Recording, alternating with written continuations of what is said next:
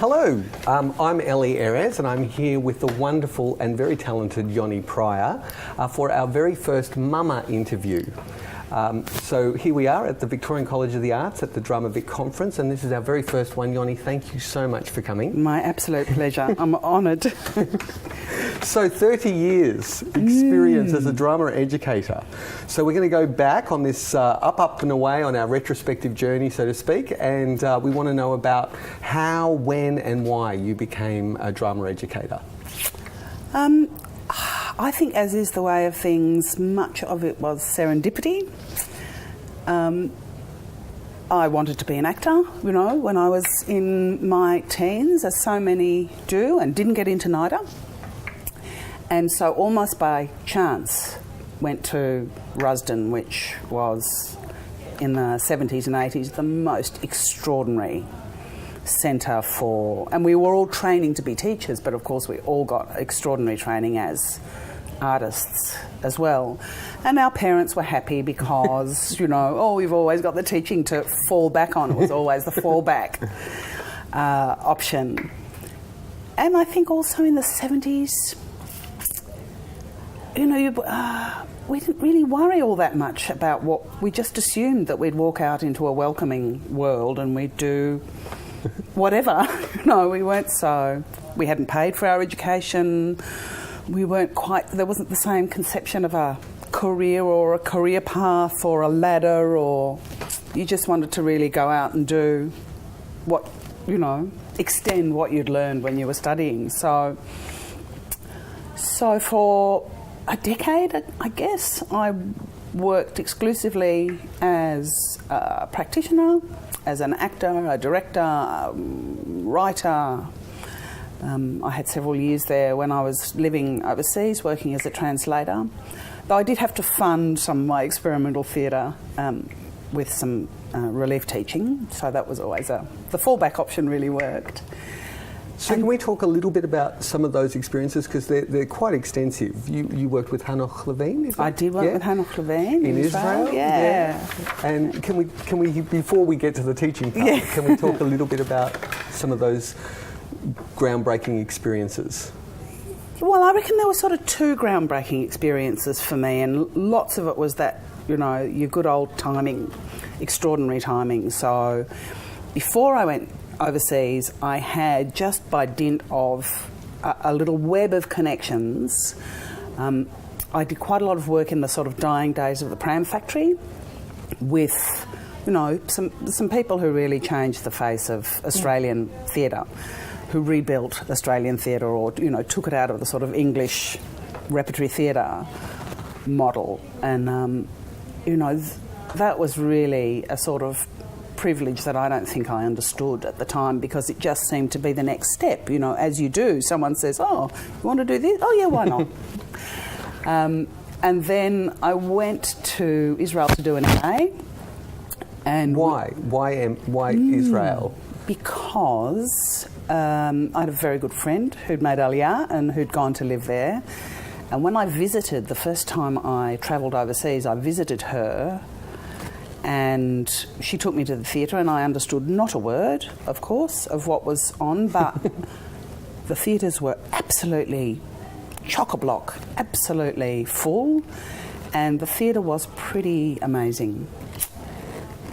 And I don't know, there was just something about the place that I loved, and, you know, Israel in the very early 80s was a place full of hope, you know, which I don't think is the case now. So, I don't know, you know, it was an adventure. I said, all right, well, I'll come back and do an MA, whatever, in a language I don't speak. But within a couple of months of beginning study there, yes, Hanoch Levine, who is an extraordinary Israeli playwright, happened to need somebody who was blonde with a movement background, who didn't have to speak very much on stage, to play a princess. And so I found myself in repertory theatre, because that's the way it works. And, you know, you do plays for a long time, and generally actors are doing multiple plays at the same time. You can tour all over Israel. So, I ended up in repertory theatre for 3 years in Hebrew, which was sort of bizarre. But I think the sort of experience you don't get in Australia, because Australia no longer, with the exception perhaps of back-to-back theatre, we don't have ongoing ensembles. We can't afford them. So, and I think it's no longer the case actually in Israel. But to exercise yourself as a performer by doing literally hundreds of performances of the same play, by doing multiple plays at the same time, you just learn something about craft that I think you don't learn in any other sort of context when you're leaping from project to project. And it was so interesting, I think, to come from an experimental mindset, because I've worked almost exclusively in the fringe with odd excursions into television or, the MTC. But I worked almost exclusively in the fringe here, and then to go into something that really was a job.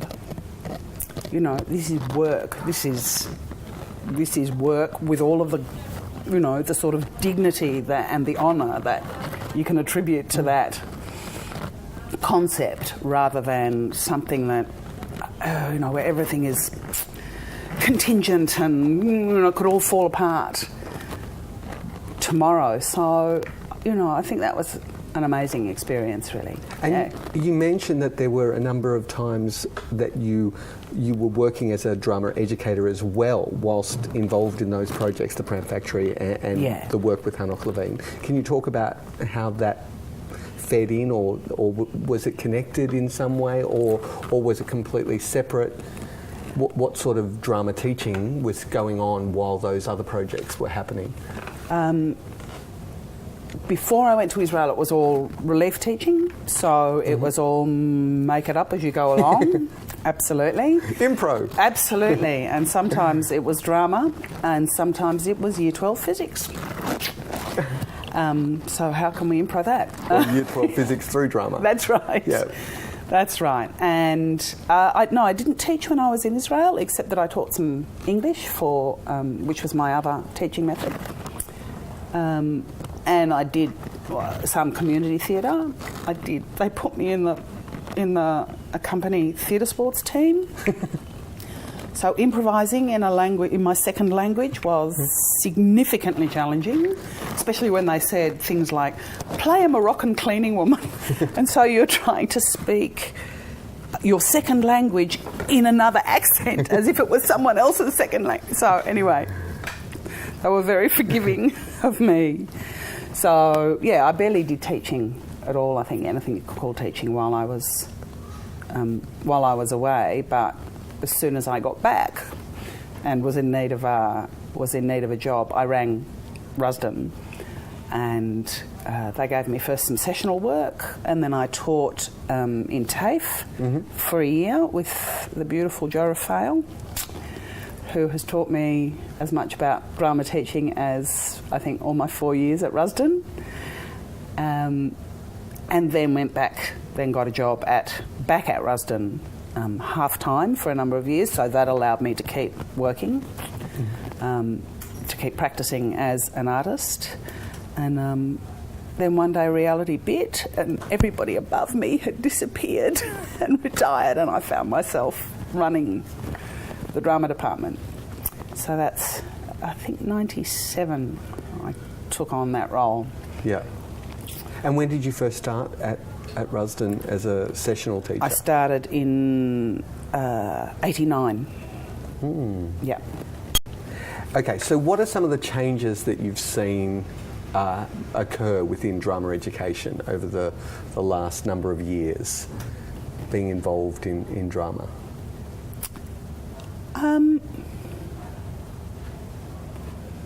What often strikes me is how enduring things are rather than how they've changed. So forms have changed, and we were just discussing before how the modes in which we work and the technology now available to us has radically changed forms, but it feels to me like there's been a sort of pendulum swing. So the sort of concerns, if you like, the sort of modernist concerns, very much about narrative, character, that, 20th century drama was built on, was sort of pushed aside for a while by the postmodern or the post-dramatic, but never really went away. And I think there's been a sort of swing, a real swing back to that. And because you've been doing some amazing work in 21st century theatre technologies. You've been doing some marriage with a school, is that right? Is it the Netherlands? That's right, yeah. Do you want to talk a little bit about that? Because I found that particularly interesting, and that's certainly something that has developed in the new age as opposed to the early... You wouldn't be doing a project like that in the early 80s. That's right. Yeah. Well, yes and no, because in a way it works on exactly the same form as live television. Yeah. Or even, just working through telephony. So it's basically visual telephony. Luckily, I'm a complete nong when it comes to technology, so I have an extraordinary team at Deakin, and I have little enough shame that I'm prepared to ask really stupid questions, and sometimes stupid questions lead you to unexpected. If I do, but couldn't we just? They'll either say no, the technology won't let you do that, or they'll go no. Oh, actually, maybe. So can you talk a little bit about the project? Because obviously the viewers might not know the history and how it started, how it developed, and the kernel for the idea. Sure. Yeah. So I have a very good friend who's also an academic in Holland. She teaches in English literature, and we just, when I was visiting there when I was on long service leave, we were saying, what could we do? And we just, in a way, come across Skype. We just realised that we could, talk to each other using Skype. And then we said, well, I wonder what would we do if our students could do that? And of course, her students were language students. They weren't drama students, but she'd begun some work actually with a university in Venice, getting students to make presentations around art, because these students have extraordinary English. They write better than our students, frankly.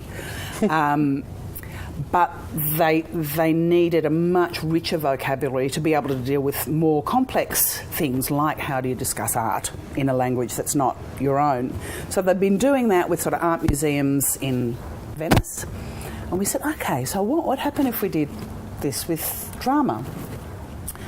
And we began the first project, which was 2009, was called Unsettled Dust, and we were looking at the sort of how colonialism had shaped our two cultures, both Holland and Australia.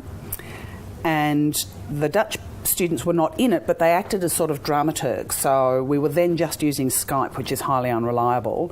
So we would do public rehearsals for the Dutch students, and they would feed back, and they would do dramaturgical research and post it online, and they would write scripts together.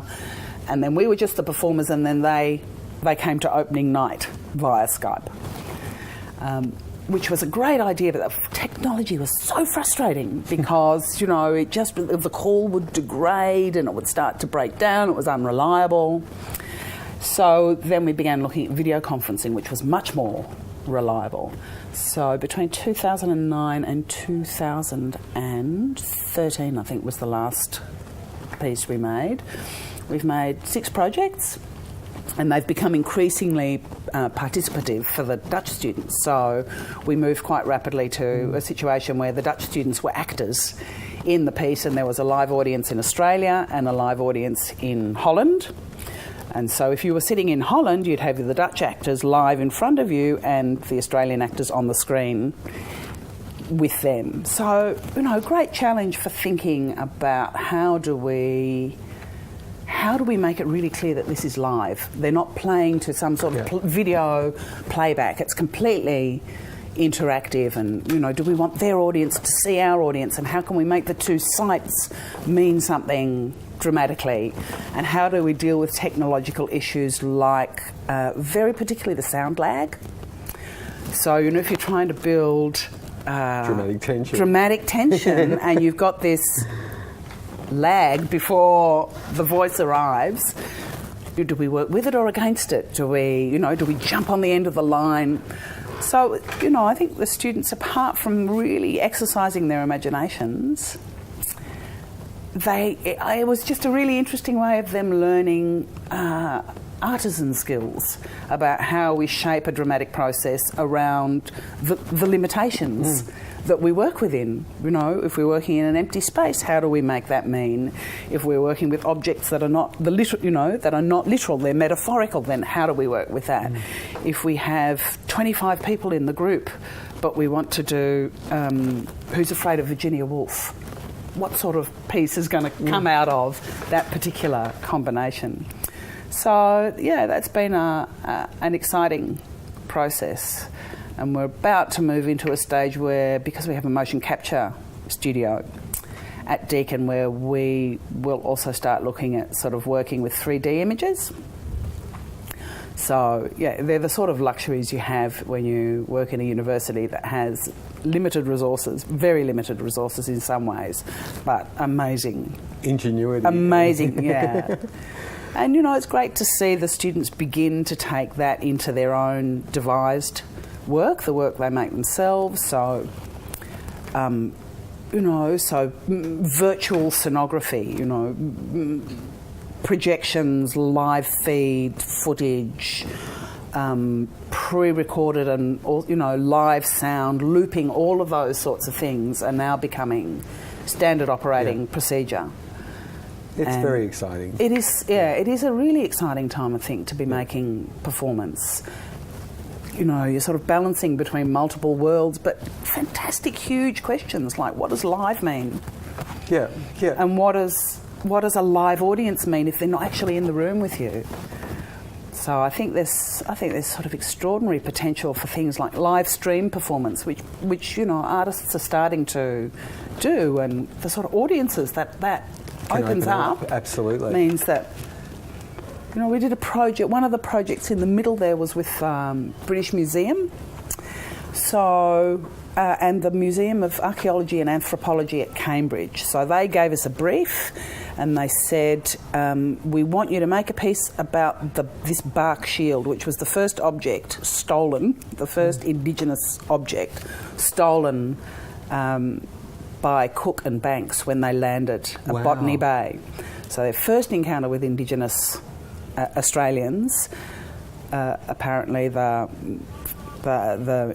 people they encountered took off when they fired some guns, and they left a bark shield which Cook and Banks immediately pocketed. It's been sitting in the British Museum ever since.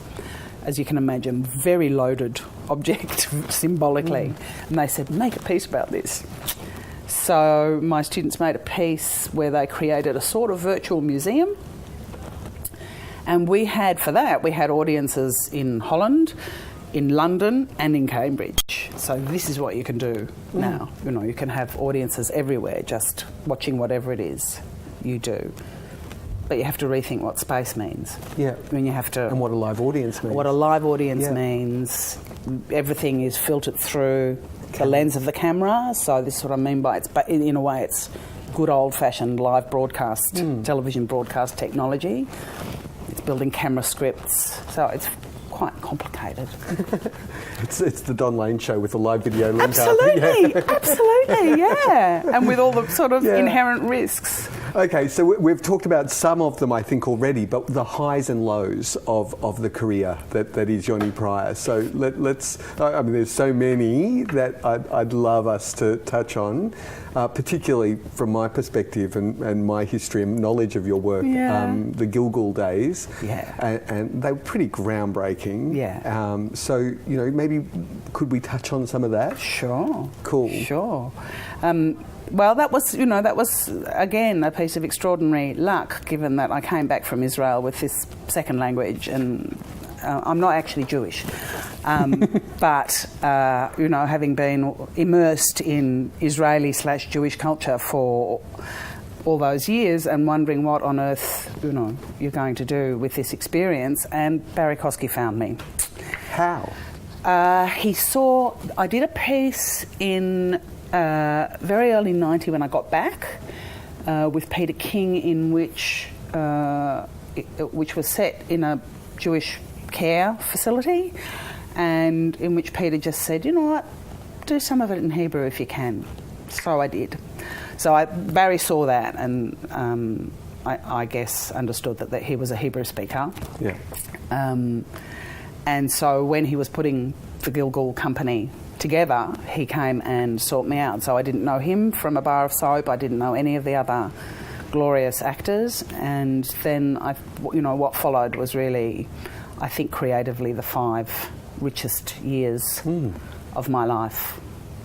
And I think I've actually found it quite hard to go back to professional practice since, because it's been very hard to match that intensity, that freedom, those extraordinary creative relationships, those long, cold nights in that filthy space in St Kilda.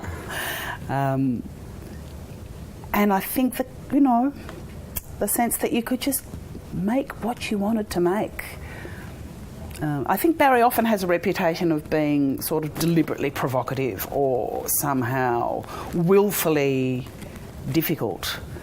And that was absolutely not my experience of him at all, and I think all of the other Gilgal ensemble members would say the same thing. It was just a sort of joy in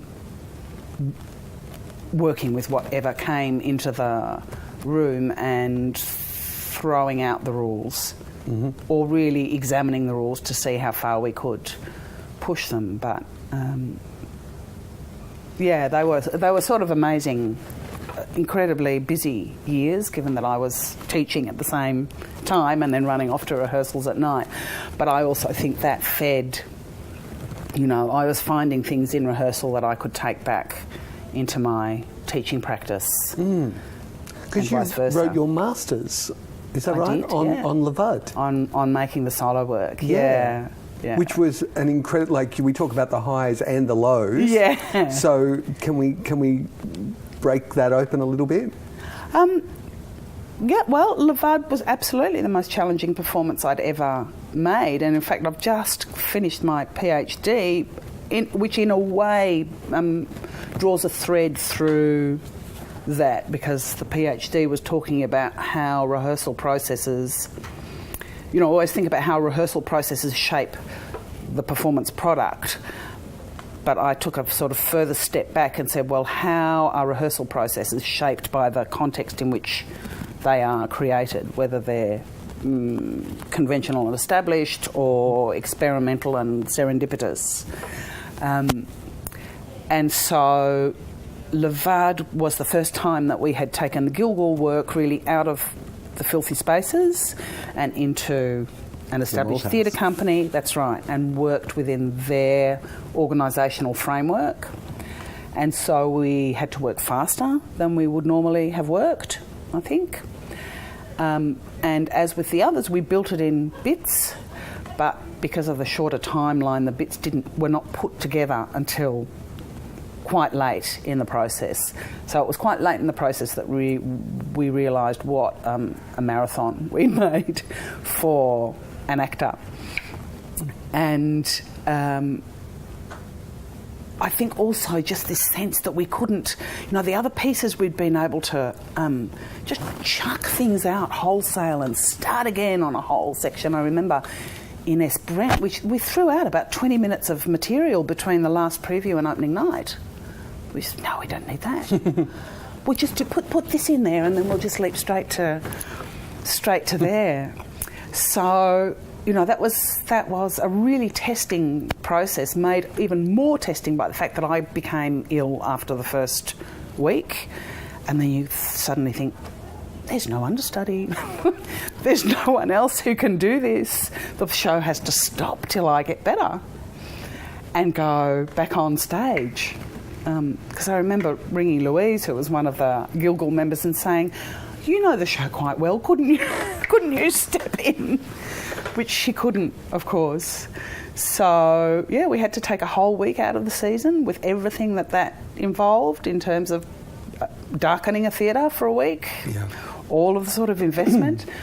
And was it extended another week in lieu of that week? No, that was not possible because of the programming of the Malthouse. Yeah, so that was a really hard one. And some of the stuff I wrote about in the MA though was how that story of my getting ill got quite mixed up with two other stories, one of which was the suffering of the character, because the character I was portraying was someone who she was the sort of ghost of an actress from the Yiddish theatre who'd been through the Holocaust, been, serially displaced from one place to another, and got lost and experienced extraordinary loss. So there was the story of my illness, there was the story of her suffering, and then there was the story of Barry Kosky, difficult, demanding director. And, so it was interesting to sort of start unpacking how those three stories got a bit muddled there towards the end, and how it affected the way people read the work. Yeah. But, it's a work I'm still very, very, very proud of. And and the other thread was that because I'd lost fitness while I was away. So when I came back, I just wasn't physically as fit as I had been, and particularly my voice was not as good as it had been. And so I just learned something about acting in terms of having to work with what I had.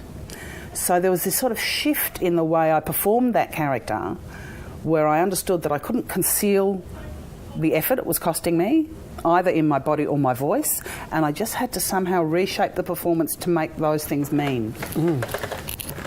So that was a sort of enormous lesson for me that I've tried to...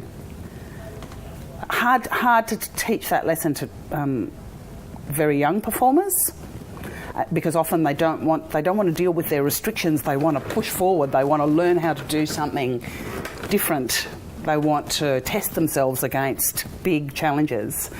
And so teaching them to work in that very grey area between what is very particular about them, both the skills and the lack of skills that they bring to the project, and how that creates meaning. That creates new meaning. You don't have to do exactly what Benedict Cumberbatch did with Hamlet. Yeah.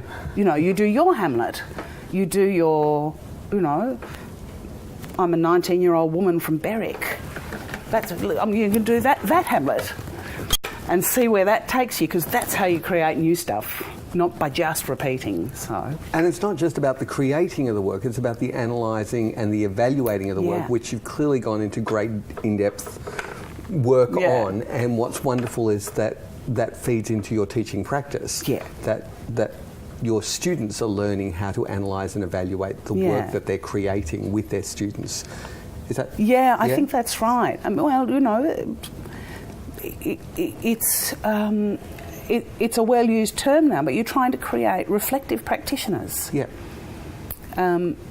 Because I think at this time, more than at any other time, whatever you might describe as the market, whatever that great, strange, amorphous thing is desperate for innovation. And so you're aware that you're trying to teach people a fundamental raft of skills that's going to prepare them for something that we don't know about yet, that we don't know what it looks like yet. It's also about justification, isn't it? Because so often, the teacher inside the classroom has to justify what they're doing, how they're doing, why they're doing. And so this is great skills that they're gaining in doing this to get to that end goal, if that makes sense. But, the difference, and I'm really seeing this now because I have a teenage son who's about to hit VCE. And so I'm really relearning secondary teaching through his eyes. all of this is rediscovery and reiteration of, knowledge that you've absorbed. So how do I frame that so that it's possible to incorporate the unknown, the thing that you may not have discovered, and not see it as a wrong thing? So how do I, when the magic of serendipity happens in the class, how do I teach students to recognise that? Because a lot of the time, if they've come out of a sort of conservative secondary education model, they've gone, oh, I did that wrong. I said, no, that was keep it in. It's the keep it in principle. That was fantastic. It was unexpected. But do you know what? It was so good. We'll reshape around you instead of you going, oh no, I stepped out of the template. Yeah. So, well, no, we're going to stretch the template to absorb that thing. Absolutely. But it's uncertain territory. It's scary. Yeah. So how do you give them the confidence? I think drama does it best, doesn't it? Yeah. It teaches kids how to embrace chaos. Yeah. And how to mould chaos. Yeah. Yeah. Absolutely. Now we did ask you to pack your suitcase. Oh, yes. And on our up and away retrospective journey, and of course you're off to Ballarat, aren't you? I'm going to Bendigo to meet my son who's doing the Great Victorian Bike Ride. So you didn't have an opportunity to pack a lot of things into your suitcase, but have brought a laptop, and hopefully, could we turn it around? Can we see the laptop? I think so. Now these are really random, but there's sort of a story attached to each of them. So let's just say this is the proud mother. So my son Ruben, I married another very handsome boy. I married another Rusdenite, another Rusden alumnus, but John is in film and TV.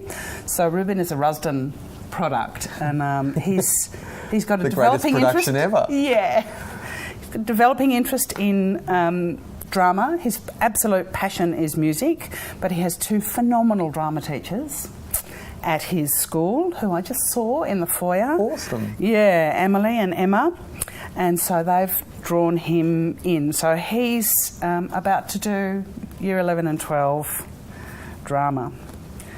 So that's our lad, our little Rusden boy. Awesome. Yeah. So let's have a look at... So we were talking about these projects that we did with Holland. I don't know whether that's visible, and I'm now seeing how very dirty my computer screen is, which is very shaming. So this was a piece that we made in 2011 called Do You Accept? So you remember I was talking about how do you make a drama when the drama has to somehow make meaningful two spaces. And so this was a piece we made based on reality TV, which was something that the Dutch invented. We have the Dutch to blame for Big Brother, which started it all. So we made this story that was that we did in our TV studio, and we did in one of the laboratories at the University of Amsterdam, and the Dutch students played these sort of unscrupulous Dutch researchers who tricked people into coming into the studio and doing a series of increasingly cruel experiments. Oh, wow. So because very Stanley Milgram. Yeah, exactly. Yeah. Exactly. And apparently there was a French TV production that replicated They that. did. I just saw The Experimenter. Yeah. So anyway, so this was the way we did it. So they went through these increasingly cruel challenges where they had to be increasingly cruel to each other with these Dutch researchers making interventions all the way through.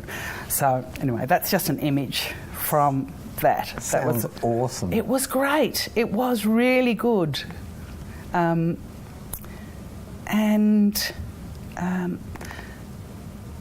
Now this is... I should probably have brought the video clip rather than...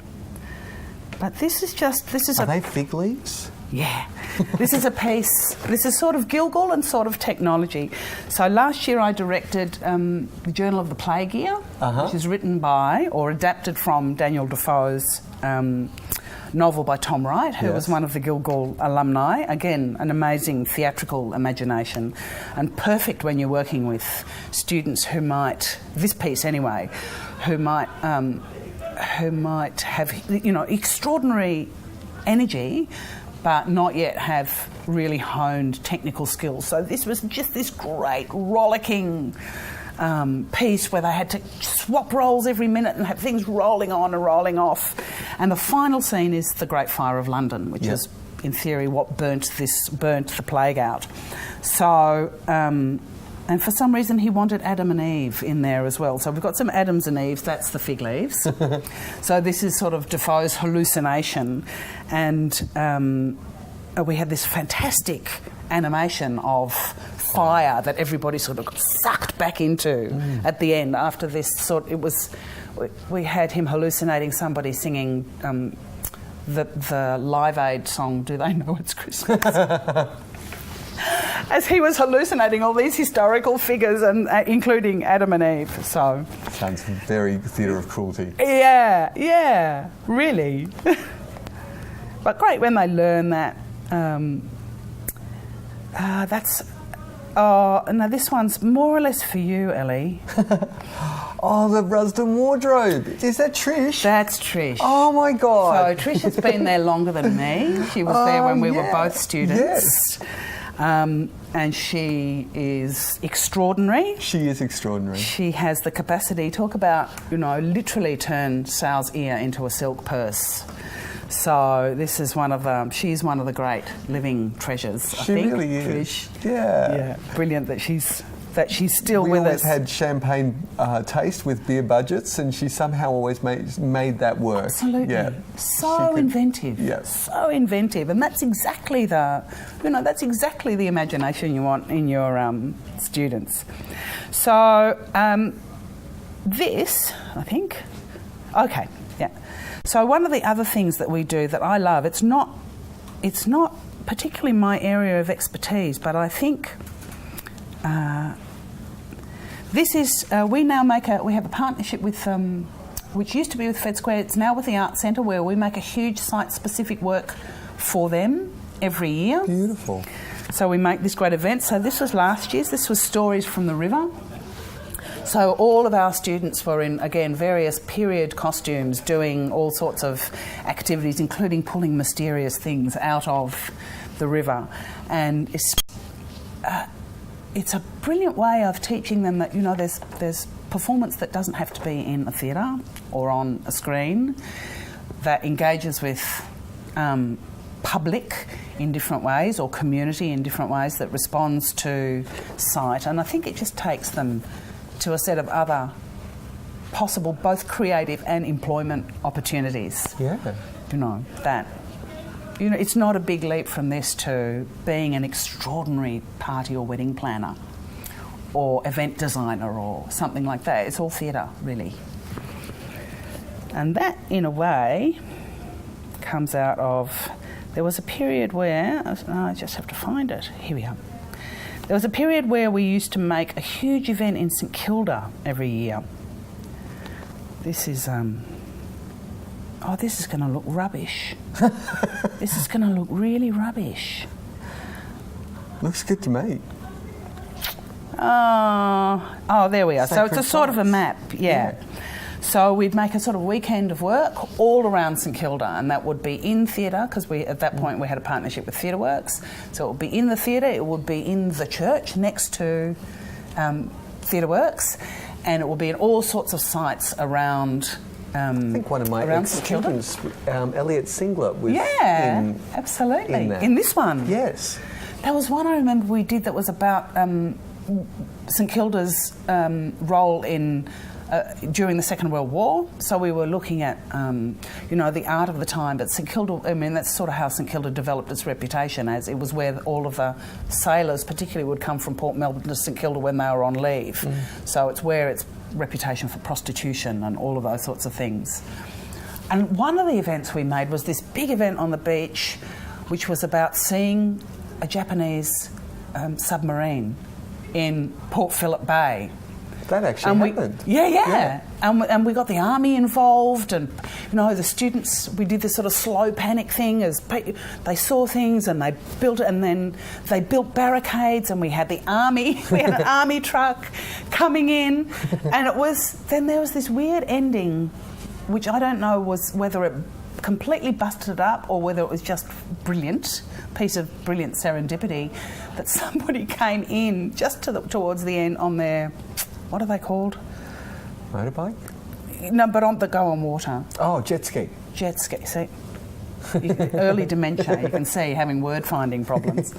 And just literally rode his jet ski into the picture where everybody was in the shadows, looking out to sea or building their barricades. And one of my students just hopped on the back in period costume and took off across the water. Awesome.